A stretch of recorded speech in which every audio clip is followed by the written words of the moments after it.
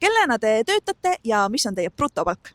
Mina töötan õpetajana ja minu palk sõltub väga palju sellest, kas ma teen ületunde, kas ma teen lisatasu, et õpetajad paraku töötavad ületundidega.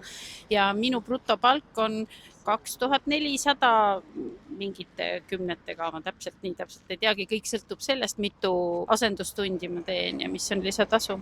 I'm a software entrepreneur. I am a founder of a startup called Never Give Up. So what I make a month is roughly between 2,000 or 2.6K, but it varies, of course. I'm taking like founder salary. I am not taking like a full wage. Ma olen õpetaja, ma töötan 2 erinevas kohas ja kokku on 1900 bruto. Kas kokku on see siis üks täiskoht? Umbes nii, jah. Mina töötan kliendi haldurina ja minu brutopalk on, ütleme, circa 1850 eurot. See kõigub, kuna sõltub kuust ja nii-öelda tulemustest.